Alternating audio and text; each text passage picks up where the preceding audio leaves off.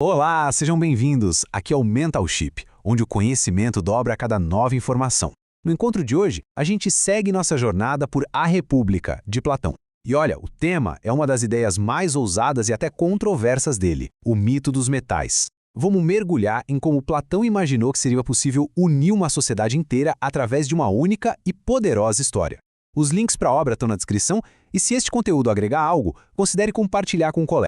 Então, o nosso roteiro de hoje é o seguinte. Primeiro, a gente vai entender o problemão que o Platão tinha em mãos, o tal do dilema da coesão. Depois, vamos falar sobre a solução genial e um pouco polêmica que ele propôs, a mentira nobre. Em seguida, vamos decifrar essa história das almas feitas de metal. Aí vem a parte surpreendente, que é sobre a função ser mais importante que o berço. E para fechar, a gente vai ver como tudo isso se junta para transformar a cidade em um organismo vivo, um corpo só. Beleza, então vamos lá. Imagina a cena. A cidade ideal de Platão está toda desenhada no papel, sabe? Com as classes bem definidas, governantes, guardiões, produtores, tudo certinho. Só que aí vem a pergunta de $1 milhão. Como é que a gente faz esse negócio funcionar na vida real? De um jeito que seja estável, que dure? É exatamente aqui que Platão se depara com um dos maiores desafios da política. E a questão é essa, né? Como é que você convence uma população inteira a aceitar uma nova ordem social sem precisar usar força? Porque, veja bem, a força só gera raiva, ressentimento. E, por outro lado, usar só a lógica, só o argumento racional, bom, isso não funciona com todo mundo. Então, o desafio é esse. Como criar uma crença, uma história que faça tanto o filósofo rei quanto o artesão mais simples se sentirem parte da mesma coisa voluntariamente? Pois é, aqui a gente vê o beco sem saída. De um lado, a força bruta. Qual o resultado disso? Tirania, rebelião, não se sustenta. Do outro lado, a razão. Super importante para os filósofos, claro, mas ela sozinha não consegue, mover as paixões, as crenças mais profundas que guiam a maior parte das pessoas. Platão percebeu isso muito bem. Ele sacou que precisava de um terceiro caminho, algo que conversasse não só com a mente, mas também com o coração. E aí que entra essa tal de mentira nobre. Ou, para ser mais exato, uma ficção com uma boa intenção. A ideia aqui, veja bem, não é enganar para explorar ninguém, nada disso. A ideia é criar uma história, uma narrativa fundamental que sirva de base, de alicerce mesmo para a identidade e para a união de toda a cidade. E essa distinção é super importante, tá? O mito não é para ser encarado como um fato histórico. Ele é uma ferramenta de educação política.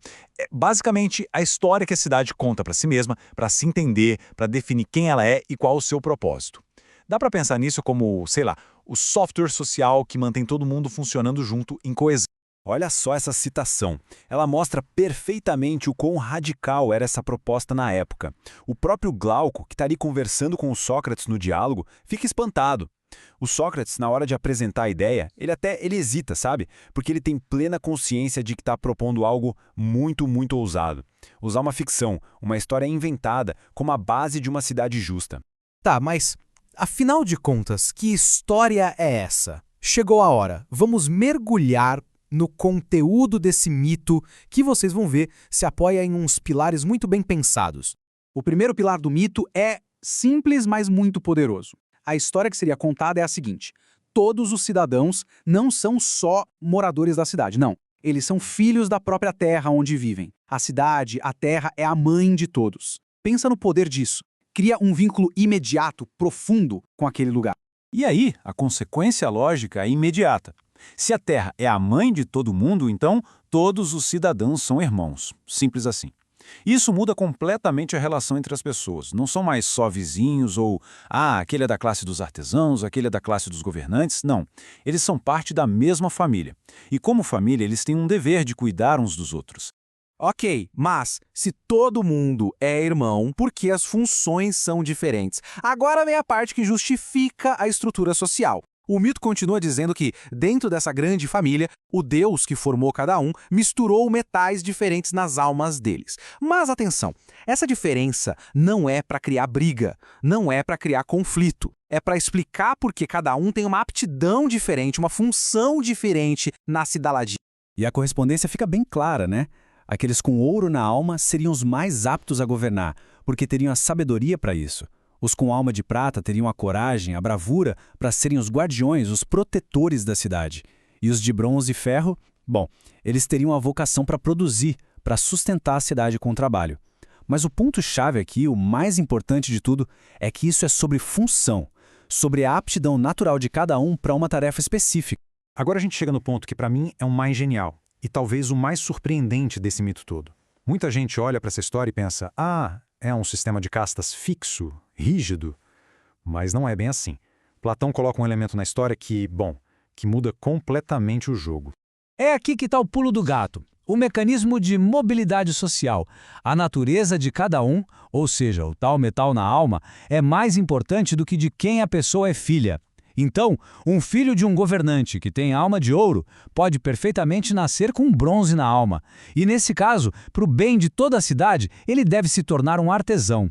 E o contrário também vale. O filho de um artesão pode nascer com ouro, e aí ele deve ser educado e preparado para se tornar um governante. O próprio Platão, pela boca de Sócrates, deixa isso claríssimo. A ordem do Deus, segundo o mito, é que os governantes observem muito bem as crianças e as coloquem na função que combina com a natureza delas, sem se importar com a classe social em que nasceram. E isso, no fundo, é uma ideia de meritocracia muito pura. Então a gente pode resumir assim. A justiça, para Platão, é exatamente isso. É cada peça da engrenagem da cidade cumprindo a função para a qual ela é naturalmente mais apta. O mito dos metais é só a história, que faz todo mundo entender e aceitar essa ideia. Não tem a ver com privilégio de família, de nascimento. Tem a ver com a harmonia que aparece quando cada um está no seu lugar certo, contribuindo com o que tem de melhor. Certo. Agora, para a gente fechar o raciocínio, vamos conectar todos esses pontos. Qual era o objetivo final? O objetivo político por trás dessa história toda? Por que Platão se deu ao trabalho de criar uma narrativa tão complexa?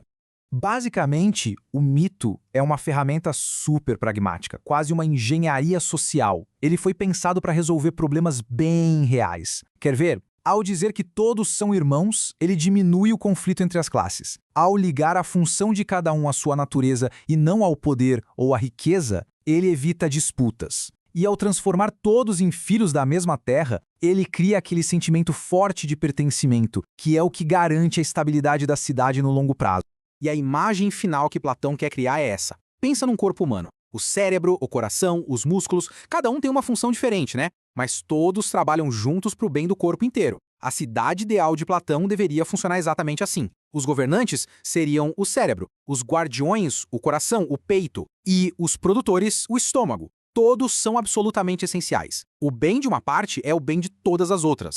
E é aqui que a gente resolve aquele aparente paradoxo, né? Mas um filósofo defendendo uma mentira? O ponto é que o mito não é o objetivo final. Ele é só o primeiro passo. A história que todo mundo compartilha cria um sentimento de unidade, essa unidade gera estabilidade social, e essa estabilidade cria o ambiente seguro onde a verdadeira filosofia, a busca pela verdade através da razão, pode finalmente florescer. Ou seja, a imaginação aqui serve para educar e preparar o terreno para a razão.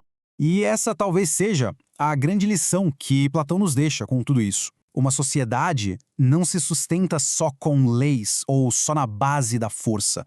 Ela é, antes de tudo, uma comunidade unida por crenças, por valores e, principalmente, pelas histórias que essa sociedade conta para si mesma. As histórias que dão sentido à vida de todo mundo junto. Então veja bem, o mito dos metais não vem para substituir a filosofia. Muito pelo contrário, ele prepara o terreno para que a filosofia possa existir de verdade. Na nossa próxima análise, a gente vai ver como Platão usa essa base toda, essa cidade estável, para finalmente responder à grande pergunta. Mas onde exatamente está a justiça na cidade? Continue com a gente aqui no Mental Chip, onde o conhecimento dobra a cada nova informação.